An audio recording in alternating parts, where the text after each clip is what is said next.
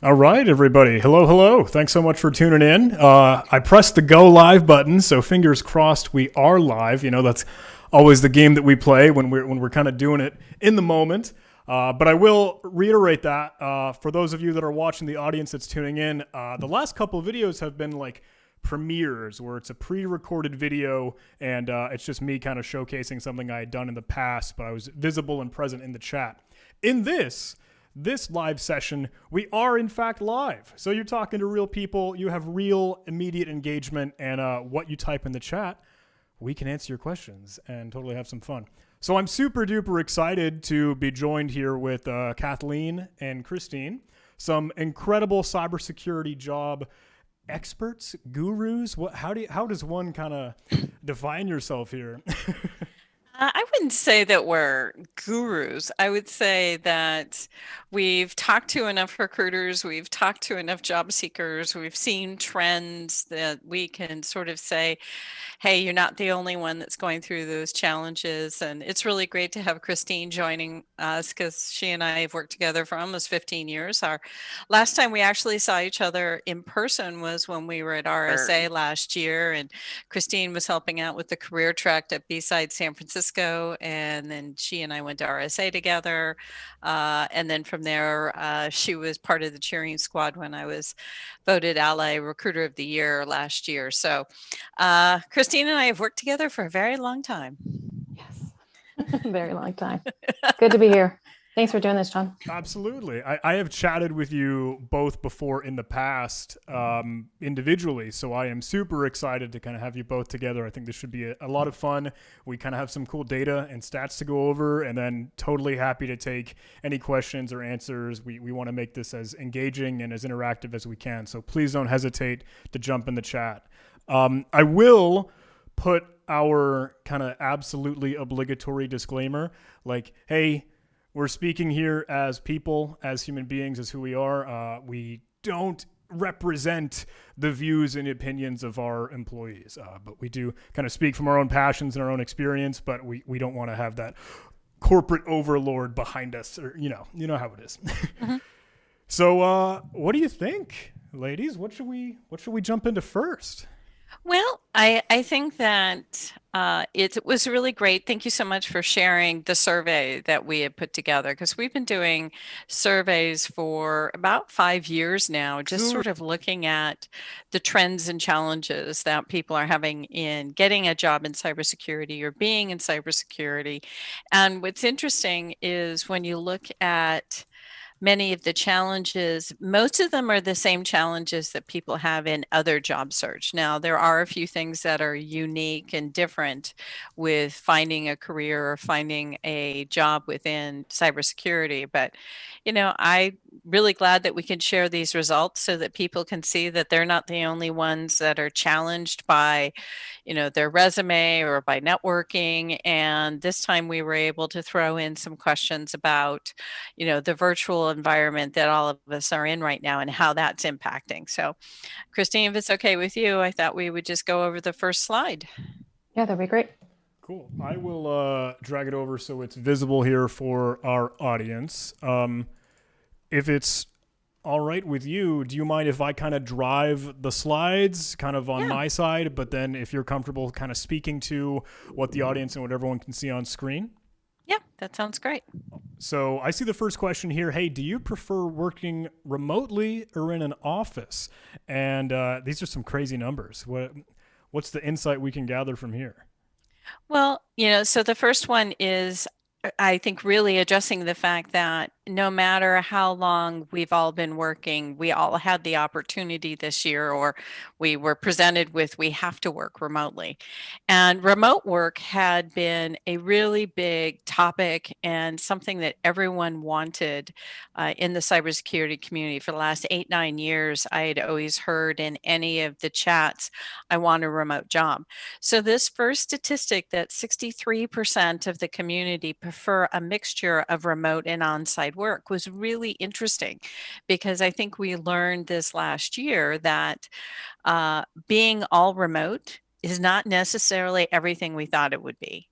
And having 30% preferring, all remote work, that seems about right. I mean, there are some people who really prefer just being in, their own cubicle, their own place. They have a specific working style. But I think 63% saying that they prefer a mixture of remote and on-site work really speaks to the fact that we enjoy interacting with people.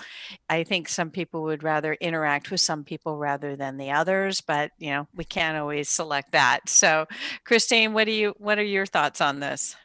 Yeah, I think it's been really interesting to see the change of heart from particularly some of the hiring managers that I've talked to, who at the beginning of all this were dead set against working remotely. And surprisingly, a year later, their tune has changed a little bit. Now there's going to be cases where, of course, that's not an option. But it's been interesting to see kind of a shift there in the hearts of some. But appreciate there's going to be jobs where you just have to be on site. Mm-hmm. And I think that one thing that this has really taught us is that we have to be better at time management. I think that so many people having to work remotely while their partners are working remotely, while kids are taking school remotely. I think the burnout that people were seeing individually is now being felt across families. And it's been really great seeing a lot of employers really stepping up to the plate and saying, we need to help our teams manage their time better. John, what do you think about these numbers? So it's no secret, right? I work remotely. I work and I have been fully remote since January of 2020. So just a smidge before the pandemic, right? Before kind of COVID jumped in and shook up the world. So maybe I got a head start, maybe I got to jump the gun a little bit, but personally, I love working remotely in that, I can kind of manage my own time. I can kind of, I don't know, just structure my schedule how I'd like to. And I like personally, as John, I just like that. It does, however, make me unintentionally work much later. And I see myself as a little bit of a workaholic, especially because I love what I do and it's a lot of fun. So I could be kind of strapped to the keyboard until 6 p.m., 7 p.m. at night. And in security, right, when something like hits the fan, a lot of us in the chat and the audience might be kind of aware of the Microsoft Exchange stuff going on. Like, all right, we're up till 3 in the morning, 4 in the morning, and we're burning the midnight oil. When you're remote, that's forever. However, being in person and being in an office, especially because the work that I do puts us in front of other companies and potential clients or customers. So trade shows, right, and events are an absolutely necessary thing for marketing, for sales, etc. Presentations and the education outreach that I try and do. I miss being at a booth. I miss being able to be on a stage and being in an audience, an auditorium with people.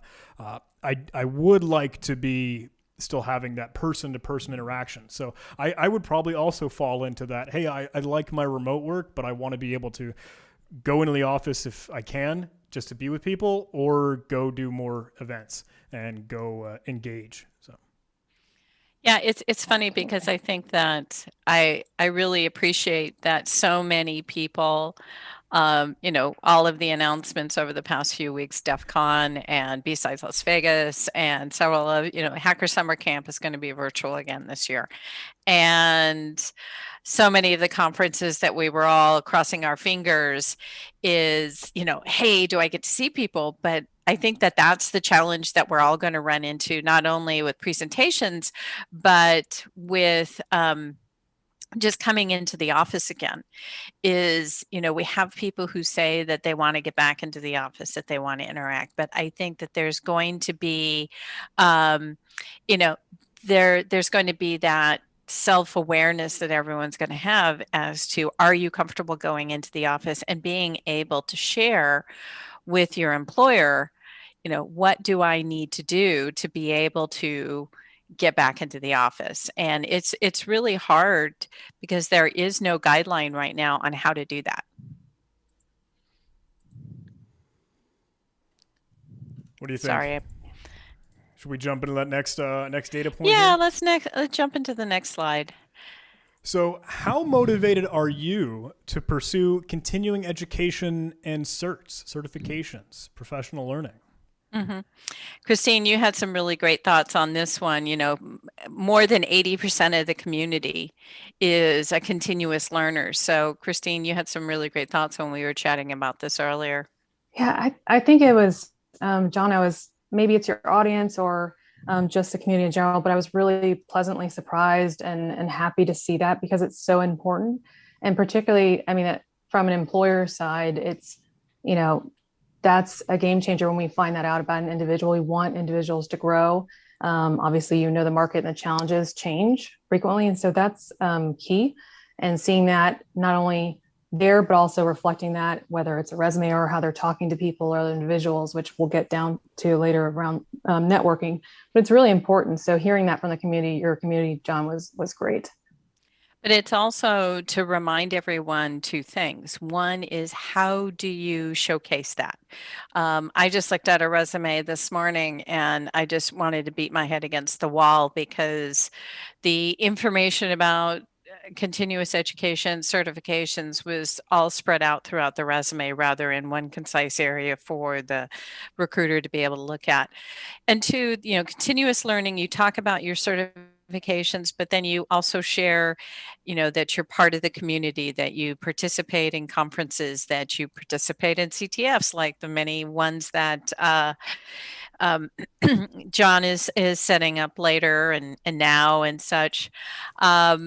I think that it's also understanding that you are learning when you're building your own home lab. You are learning when you're volunteering with an online conference. So there are other ways that you need to have talking points when you're in an interview, when you're networking, when you're sharing things on any of your social media profiles. I build a knock. I was part of the team that set up the wireless CTF. Showing your technical skills in addition to the certs are things that you're going to want to do, but also realize that so are the rest of the community sharing that. So you've got some competition. Thank you for the subtle plug for NomCon Capture the Flag or the NomCon CTF coming up. I shared it in the chat. We're super excited about that, and we hope that helps bring the community together.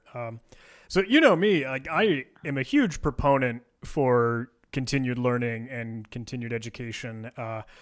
I think there are some interesting conversations with it because when it actually stems, I think, from the idea, okay, if some person were applying for a job or if they were looking at some career and some gig and they got turned down, what happens mentally? Are they bogged down? Are they upset? Are they not good enough, et cetera, et cetera? So normally I kind of take a different light in that conversation and think, well, you have to think about your own value and your own worth. Maybe someone that did accept you pitched a number that, or some compensation that you felt was a little, you felt you could do better. Anyway, some things that I think are necessary for cybersecurity retention and growing your personnel. The employer and the company still has to offer the training budget and encourage you to go take those courses and go take those certification exams and go get those professional licenses, right? Maybe that's a two-way street. I don't know, but absolutely 1,000%. I'm going to blow past the numbers on that chart. You've got to be a continuous learner and keep growing. So. Well, I think that, one thing that I share with people frequently is that this is a big area to ask questions during the interview. What is the policy? What is the training budget? How many other people on the team that I'm going to work with go to conferences, compete in CTFs? I mean, I was very surprised when I was part of a series of panels over the summer. Over the winter. And there were people who were in the community who knew nothing about CTFs, who knew nothing about being part of the conferences. That they had a very good employer who had them on rotations through various different cybersecurity programs, but they still didn't know about what the community was doing. So really ask this question when you're talking with a recruiter, like, what is the training budget and what are the conferences that people go to? And where do you place certifications and where do you place all of that information? And then be sure that anytime you do at your current employer, that you're talking about that to your manager. Make sure that as part of your annual review, you're like, okay, we talked about what I did. Now, moving forward, there's this conference I'd like to go to, that conference, this certification I would like to study. Just sort of a plug, I'm going to be doing a DoD 8570 webinar at the end of the month. So talking about the various different certifications that you need to do to comply with the 8570 and why you do them and where you take them and so on. So anyway, sorry, plug for another webinar. But those are questions that you really need to always be asking, because you as a cybersecurity professional need to keep those certifications up, but it's a partnership with your employer and you need to be asking those questions. Yeah, it doesn't stop from the time that you're just being hired. So whether you're being recruited or you've just hired, that needs to be a continuous conversation. And also talk to other people in your organization outside of your group and see what they're doing as well. I found that particularly in larger organizations, just because your group is not doing it doesn't mean that other groups aren't. So it's important to keep that open line of communication throughout your tenure. And I think that the one thing that I've always presented, and I'm surprised that people don't do it, is coming back from a conference, doing a trip report. Even just for your own edification, for your own, like, okay, yeah, I got to see some great friends and I got to have some great party time, whenever we get to do that again. Remember, Christine, you and I still have to get margaritas. And so really to say, what did I learn? Yes, I got to see everybody, but I learned certain things in certain presentations. I learned a new vulnerability. I learned a new, script kiddie that I would like to really share with the rest of the team. And maybe it's just your journal, what you learned over your summer vacation, summer camp experience. But work on your writing skills and present that to your employer and say, this is what X, Y, and Z company is doing in the industry. We might want to consider doing that. Or this is the new vulnerability that's coming down the pike that we might want to, get a little bit more training on. So you're sharing your continuous learning with your employer because they need to know that you're constantly having the initiative of being able to go out and keep yourself, as technically advanced as you should be. Yeah, I think for a question for both of you, because both of you share online frequently. I think there are others that are not as comfortable doing that, particularly in this community from what I've seen.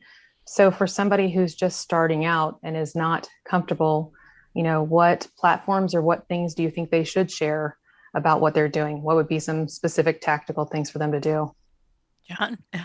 Ooh.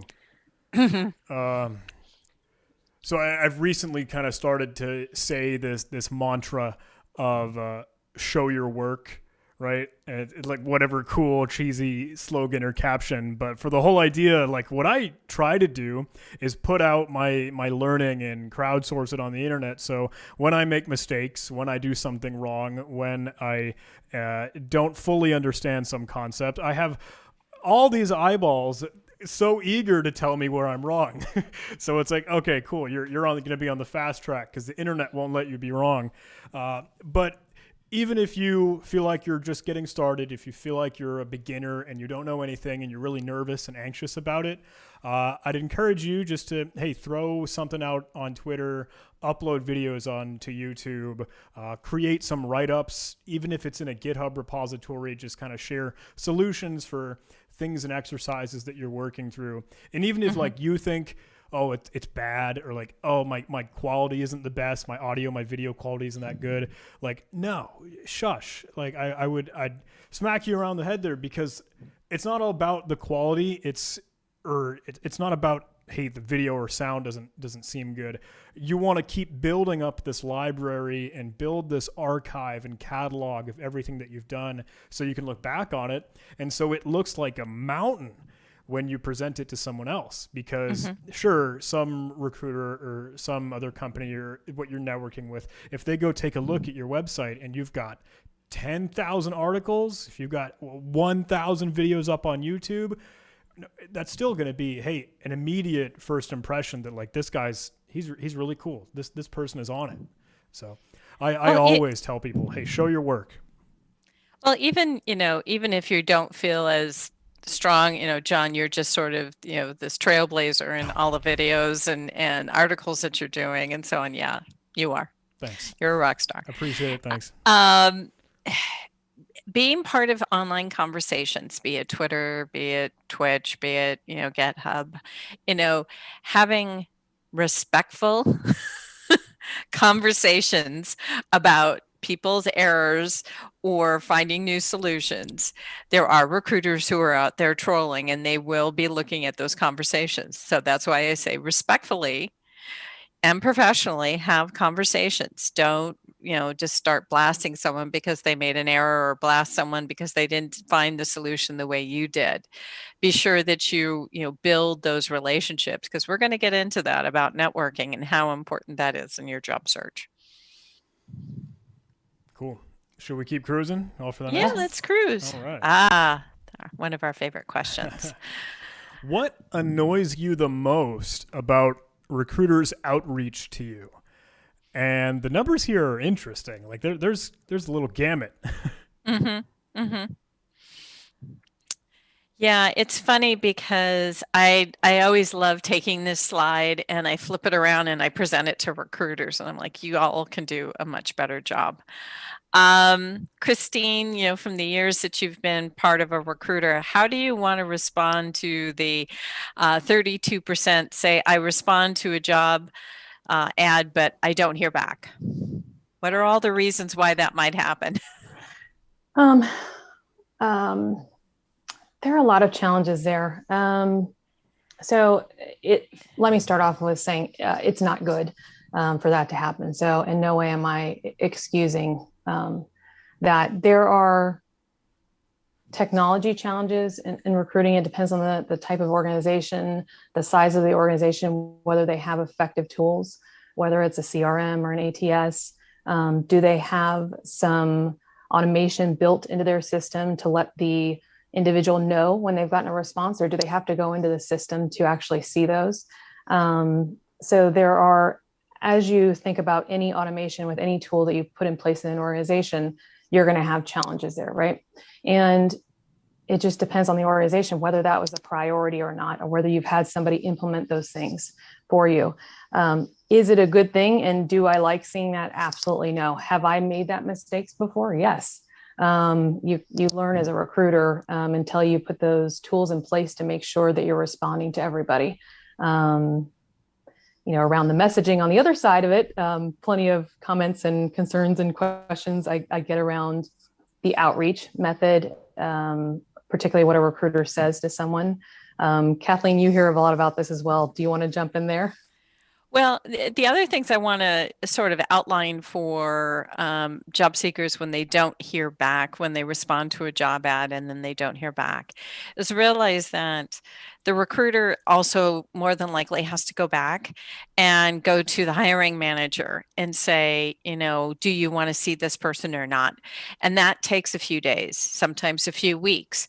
So that is something that we've always worked at, sort of coaching recruiters and hiring managers to have a better relationship, to be closer as far as the timeline is concerned. And I always say to job seekers, try to find out the recruiter in the organization or on the team that's responsible for recruiting for that position, be it through any kind of social media, being able to network with them and sort of asking them, I haven't heard back. Can you find out something? And most organizations have an email address that you can email to. Now, again, is it automated? Is it not? Is there someone that's going to respond to that? You just have to give it a try, because I know a lot of people just sort of submit and they go, well, they're not getting back to me. They're a horrible organization and I'm going to move on. You need to put a little pressure on yourself in responding to them and not stalking them, but networking with them and following up with them. 24% saying that I'm not a good target for their job. This is where I talk about reverse recruiting. Really spending the time to find out why they thought you were the target that they needed. because sometimes in many organizations, someone who's recruiting for an admin, the next day they're looking for a pen tester, or they're a generalist looking for very specific jobs, and they don't understand how you are not a good fit. So use that opportunity to network with the recruiter, to find out more about their organization, what kind of work they do, what kind of other jobs that they have, and then pay it forward. Spend a little time explaining to them in a very professional, respectable way why you're not a good target, that they're looking for someone with XYZ skills and you really have ABC skills. Just sort of, explain that to them. I can't tell you how many times recruiters say, look, I just got my head bit off because I tried to contact somebody about a job, and it was just on my desk this morning, and I was told I had to find somebody right away, and I did a search and that person came up. So we can all do a better job on this one. Christine, anything else you want to add to this one? Yeah, I've seen quite a bit in the last year of kind of blasting recruiters online, copy and pasting their messages and calling them out. And I understand the frustration behind somebody reaching out to them incorrectly about a position, particularly if you're a very senior person and the individual they're looking for is junior. I think there's different ways that you can handle that. And like Kathleen said, a lot of times it's just education. And yes, the recruiter should take it upon themselves to educate themselves about the position. But you don't know what pressure they're under either. And so I think blasting somebody online is probably not the best way to handle that. I think some form of education or some response is better and does help the recruiter in the end. You don't know if that organization has a formal training program or what the interaction is between the recruiter and the hiring manager. And if the hiring manager has spent time telling the recruiter, hey, this is what this position is, because a lot of times recruiters don't specialize in just one field. So they may have positions from, manufacturing all the way to high-end technical positions that they're trying to fill. So trying to know all of that is very, very difficult for a recruiter.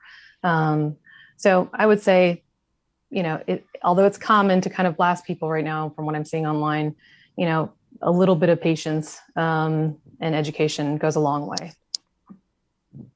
John, any of the comments, or are no one excited about what we're saying out there? I think it's a hard job. I feel like for recruiters, like, I don't know, right? I don't have that visibility. I don't have that experience. I don't know that wisdom, but I just feel like my heart goes out to them when someone were to just kind of blast and copy and paste or include a screenshot of someone like, hey, look at this stupid mistake. Kubernetes is only this years old instead of that many years old. Mm-hmm. It's kind of funny, but it's also like, hey man, if someone were to do that with like you trying to learn or showcase something that you did, I don't know. I don't know. It just doesn't feel like a very good human thing. Well, and I'm so happy to hear you say that, because, Christine and I well know that not only do recruiters get blasted from job seekers, they get blasted by their management. They get blasted by other parts of their organization. So anyone who takes on recruiting in an organization, they have to do just as much building their, good reputation inside the company as outside the company. I mean, I've been in this industry only 20 years, and I can tell you a good every 3 or 4 years, large organizations, specifically large technical organizations or those in my space, will they'll just say, that's a lot of overhead, and they'll just fire everybody and just wipe it clean and start all over.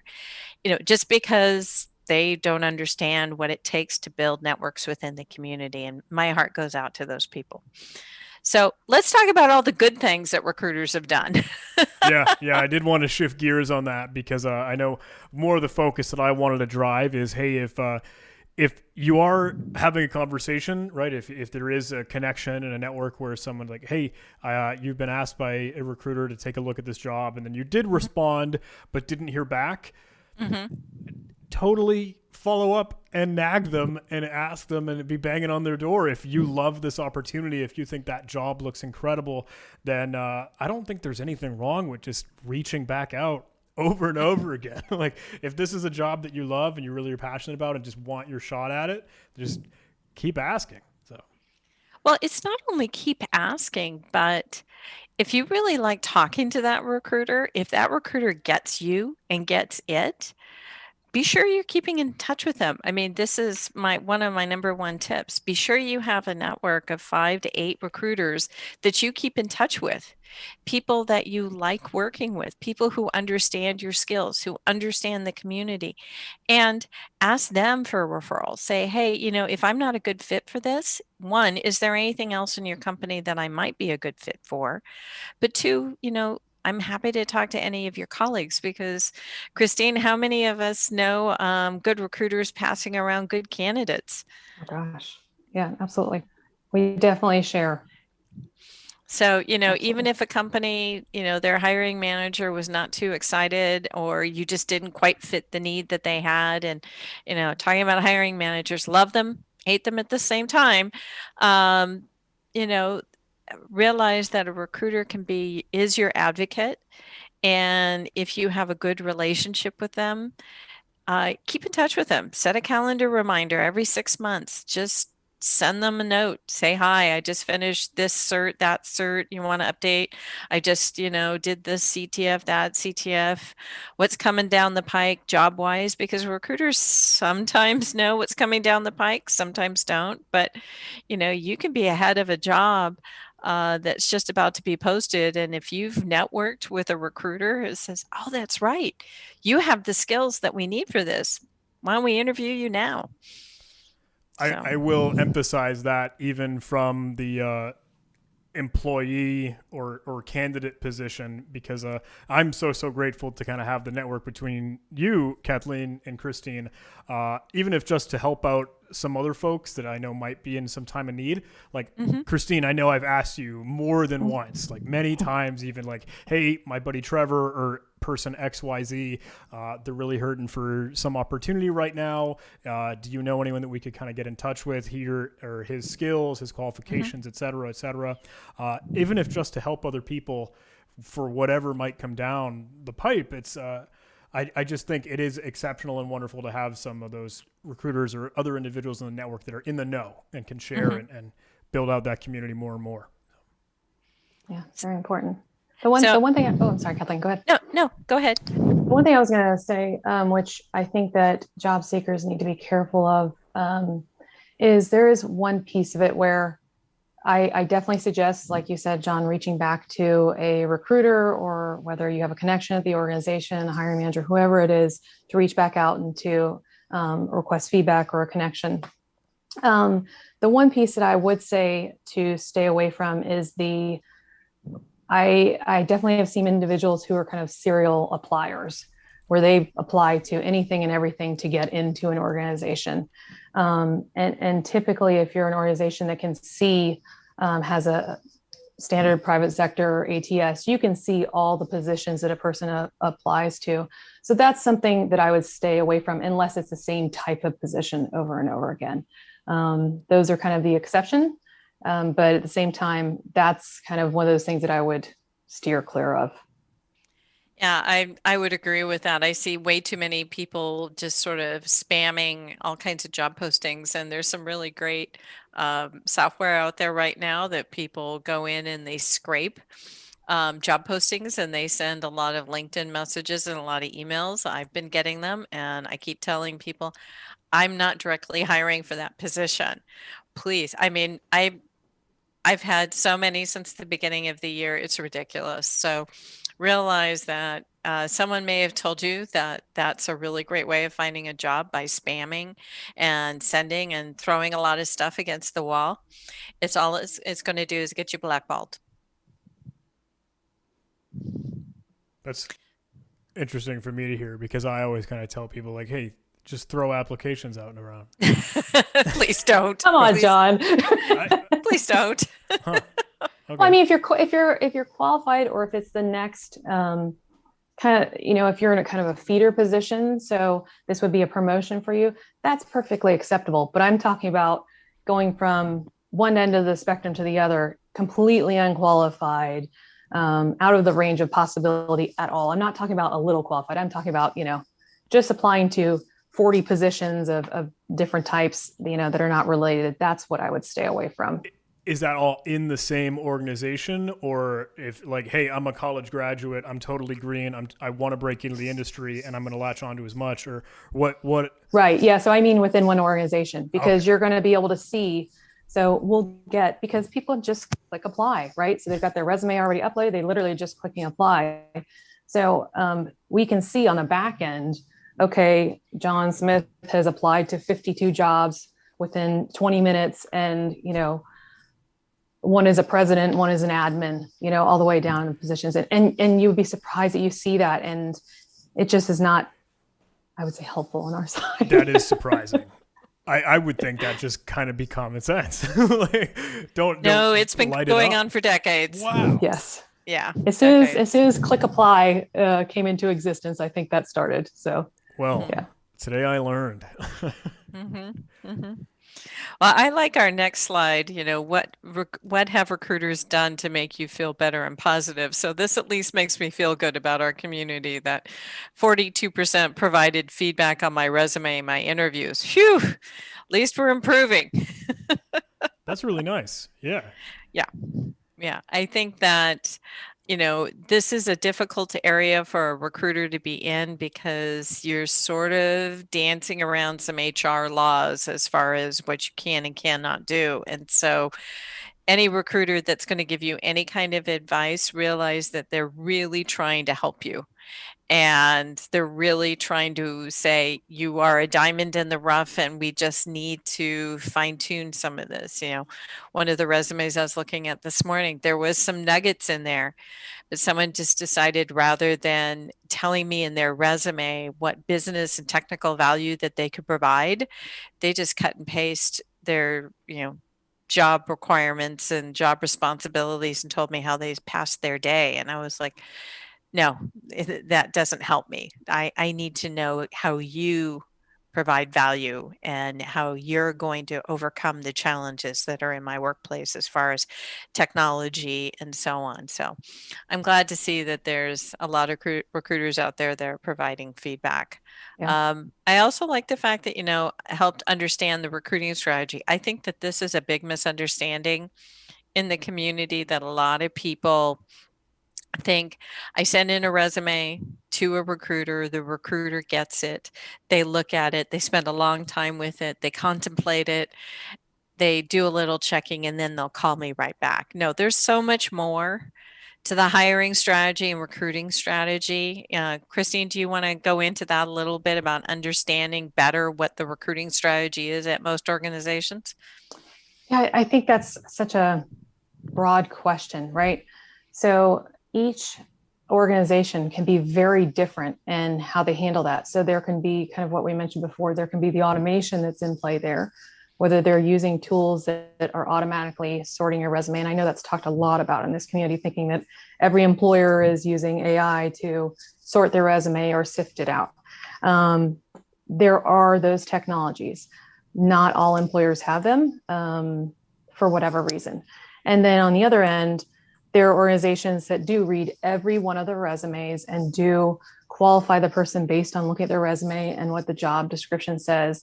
And then from there, they may be going to a phone screen with the recruiter. It could be a technical screen with a manager. I think the best thing to do is to really, once you make contact with somebody, ask them, if they've not posted online, what that process looks like, because it really can differ by organizations. What do you think, Kathleen?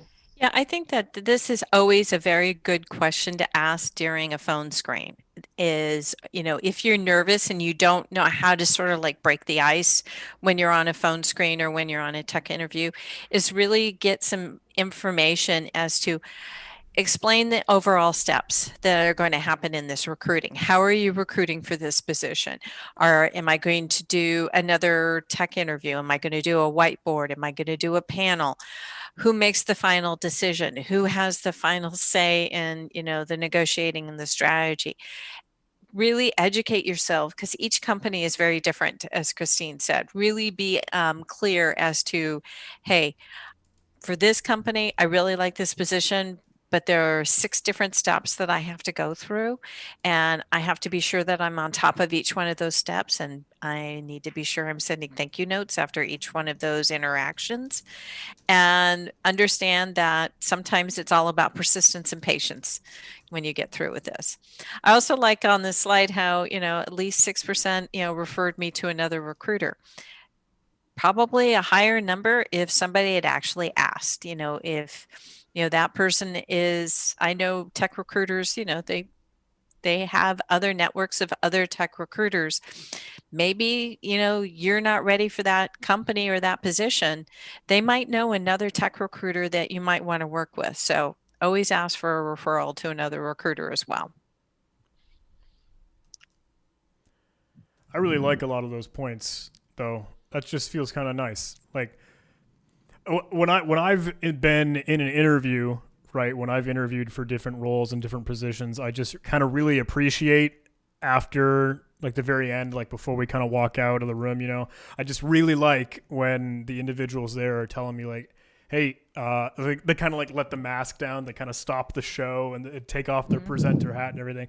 But it's like, hey, this was really actually awesome. I love seeing this on your resume, or maybe if you included whatever thing in a picture or some other CV listing what you've done, that would help even more. I don't know. I think that's super, super sweet. And there was another point that I thought I had. Listen to my job requests, though. That one, I feel like that's got to be super important. This is me maybe just ranting on about. I feel like this is just a two-way street. It's a symbiotic thing. Both the candidate, employee, and employer. I don't know. I think that's certainly something that I hope can be in the mix, but I'm happy to see that it is kind of present. So. Yeah, I agree with you. It's good to hear that it's there. I think that it probably would be a higher number if a candidate actually knew what their job request was, because this is the challenge. It's usually money and title and where's my office are the 3 questions that a candidate will ask in an interview. It has nothing about, my career development, my career support, my training, those things that really fulfill you in your job. Those are the things most candidates don't even know, to the point that they don't even know to be able to ask that. Do you want to be part of a team? Do you want to be a leader? Do you want to be, a sole contributor? Those things you need to know about yourself so that you can ask those in an interview. Am I going to be, the 39th person on a decision-making tree, or am I the first person? Am I going to be the one that's going to be presenting to the board and writing the business briefs? Or am I someone who's just going to be down in the basement picking up the phone asking if you turned it on or turned it off or not? So that kind of introspection is probably one of the number one things that I see candidates not doing. And even if you're an entry-level college student, I can't tell you how many times I just want a cybersecurity job. And I'm like, what kind of cybersecurity job? I just want a cybersecurity job. I'm like, do you want to be in healthcare? Do you want to be in finance? Do you want to be in regulations? Do you want to do pen testing? Do you want to do crypto? You haven't done that introspection to find out what kind of job you want. You've just said you want this kind of job because it's been the hot trend for a number of years. So really look at what you want to do, and don't do this just because everyone's saying cybersecurity is the next trend and is the trend. Maybe you might be better as a doctor or a vet or something. I mean, it's about your passion. And if your passion is technology, then you really need to find out what kind of technology and what kind of technology you want to do. Yeah, you really need to know what's important to you. I can't tell you the amount of times that I've had someone come to me and look for me to answer that question for them. And I immediately have to turn it back, I've known you for 30 minutes, I'm not supposed to, I can't chart the course for your life, so Kathleen, I'm glad you brought that up, because it's so incredibly important. And this is such a broad field, so when we're talking about that there's no way for a recruiter other than surface level information from you to be able to kind of point and guide you. But you really need to take the time there and look for information. John, you look like you're thinking. Yeah, I'm trying to think. More so than you normally are. I'm trying to think the best, I don't know, icing that I could put on that. The whatever else, the cherry on top I might be able to throw in. I think it does really rely on the time that you put in to figure out what you like. And obviously we've just been kind of riding that train. It's like, yeah, the field is ginormous. The realm of cybersecurity is absolutely huge. Whether it's cryptography, whether it's web application security, penetration testing, like malware analysis, threat intelligence, cloud. Oh, there's just so stinking much. AI, you know. So yeah. I tell people to play and I tell people to tinker all the time, but that really needs to be time well spent to figure out, like, hey, what do I like and what do I like the most out of all of this? A lot of people, and this is even me, truth be told, is like, we love kind of seeing the red team, the hacker, the ethical hacker, penetration testing, adversarial mindset stuff, because it's sexy, because it's like, you got the projector pointed at your head, you got numbers flying around the screen, you're a Hollywood hacker.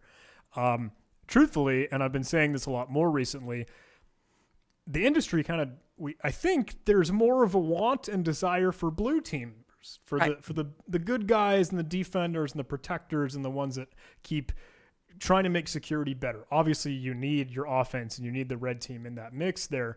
But what I do on a day is like threat intelligence and malware analysis. That is a fascinating flair and like style and flavor that is only bolstered by kind of my more red team and adversarial experience. So don't leave any stone unchecked. Like, look under every corner and crevice to see, hey, am I interested in the blockchain? Am I interested in AI? Am I interested in malware analysis, or et cetera, et cetera, et cetera? Just explore and check.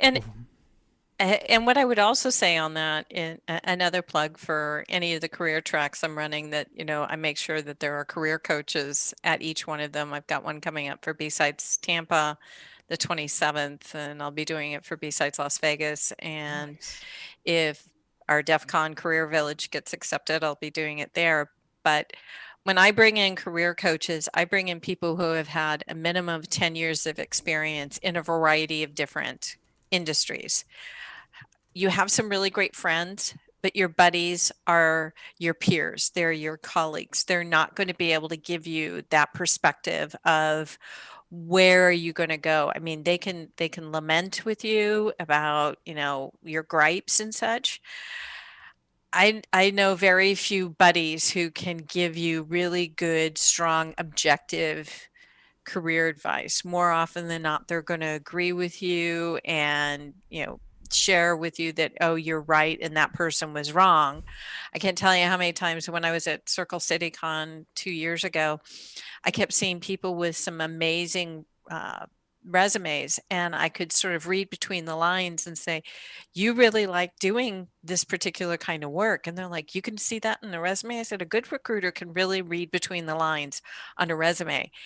I don't know why you keep applying for these kind of jobs, because you really like doing this other thing and you keep highlighting it in various different parts of your resume. So why aren't you going after those kinds of jobs that are going to make you happy? Or other people who had a lot of experience in regulations, you know, specifically gaming regulations, which is a huge industry.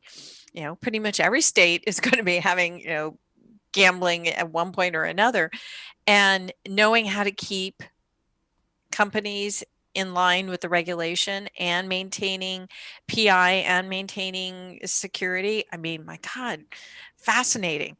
But, you know, if you go through getting that kind of regulatory experience in the security field and you don't use it, my gosh, you know, you're just cutting yourself off from an amazing career opportunity. Christine? I was going to say, from John, from your side, when you look over, you know, as a tactical output for your viewers, what would you say, how much time would you say you spend daily, weekly, monthly, or have spent around professional development? Ooh. Professional development as in like kind of mentoring, like, hey, life advice, career growth, etc. Career growth for you, what is it really taking for you to progress to those next steps? You're investing your time in yourself to progress your career.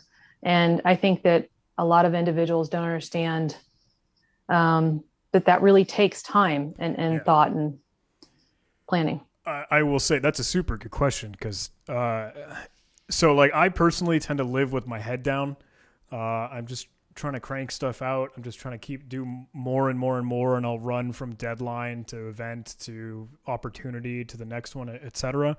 What recently one of the fellows that I consider a mentor that I really like as a role model, he's like stopped me and was like, dude, you're going 1,000 miles an hour right now. You kind of stop and chill down. Let's talk. Are you exercising? Are you sleeping? Or do you have your goals written down? Do you know what you're doing in 5 or 10 years? Let's draft out this 1, 3, 5, 10. And it was super cool because it's just a good sanity check. But I realize we spent 1 hour together and we haven't talked to each other in like 3 months. So I don't dedicate nearly as much time as I want to or should for professional development, for planning the future, because we just tend to get in the groove and we forget to come out or we just go to sleep and we have to do it all over again the next day. So it definitely takes time. And if I'm saying, sure, I put in 1 hour and in 1 month, that needs to be significantly more, in my opinion. I think that's with the same thought you had, Christine. Is that right? Yeah. And I think that what you do, though, is that your everyday does include professional development, because I can see it online that you do include that in your day already. You're doing new challenges, you're doing new things all the time, and you are challenging yourself, whether you have a dedicated plan that's laid out in front of you or not. You are doing that. Ideally, you come to a place where you have a solid plan, even if it's not on a daily basis what you're tracking, but you are working towards whatever advancement, wherever you are interested. Thanks. Yeah. I appreciate that. I know we're kind of fading on time, so I'm just going, if it's totally cool, keeping us cruising. Yeah, let's just do this one last slide because I think this is, and if you want us back, we can cover the last two at another point. Oh, absolutely. So You all know that I love having you with us, and I'm super thankful and grateful to be joining you all. So this says, which job search strategy have you struggled with during the pandemic? And hopefully we can squeeze this in like 5 minutes or so. Yeah, so online networking, 34% online job fairs, remote interviews, developing my resume remotely. So, Christine, why don't we just take over the first three? Online networking. I know this is one of your big bugs as far as, how important this is. So you want to talk about online networking? Kathleen, I think you have the best answer that's well rounded there and can keep it really short. I can't promise to do that. Sorry, guys. So online networking, you have your Twitch, you have your Clubhouse, you have all of that. Okay, that's really great to be expanding, sort of venting and connecting with people. But as far as online networking for a job, that's not online networking for a job. One, it's working on LinkedIn, it's working on Twitter, it's making sure that you're connecting and following and commenting with people. It's also making sure that if you see someone posting a job, that you're connecting with them and, sort of building that relationship. I think what's fascinating is that we all think that because I'm connected or I friended or I liked someone, that we have a relationship and that we networked, and that's not it. Just because someone connects with you does not mean that they're now your network. It means that it is a first step. and it is now your responsibility to start developing that relationship and developing the networking. I can't tell you how many times people will reach out to me, and there was a brash of these in December and January where people would reach out and connect with me on Twitter and on LinkedIn, and then immediately send me their cut and paste why they were a great candidate and their resume. They didn't even take the time to realize that I'm not a recruiter hiring for the position that they have. So I told them, I said, sorry, I'm blocking you because you're not really taking the time, investing the time to find out why I should be good at networking. I'm going to push to the online job fairs. There's been lots of online job fairs out there. Please participate in them, only because it is a way to expand your network. You may have a really great conversation with a recruiter. They might not have a position for you.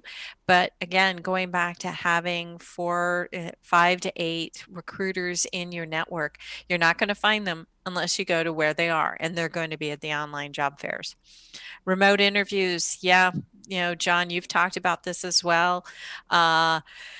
Check your tech, check your lighting, check your audio, and also do a mock interview with a buddy. I mean, this is where your buddy could probably help you, as long as you give them full, responsibility of being able to call you on stuff like, hey, dude, you need to brush your hair, or you need to brush your teeth.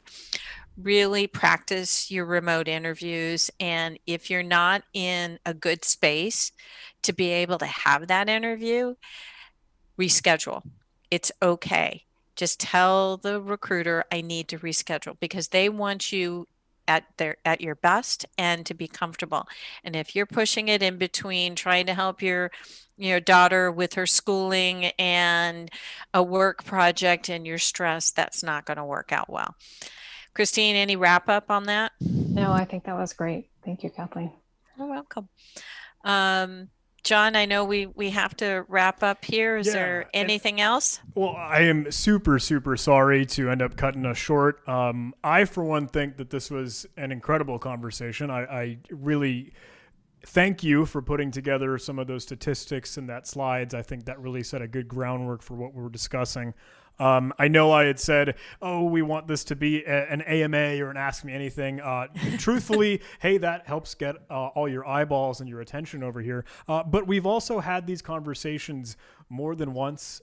If you want to hear me discussing with Kathleen some of those other more nitty-gritty tactical, hey, what's on your resume? How do you act in an interview? What certification should you get? How do I learn XYZ?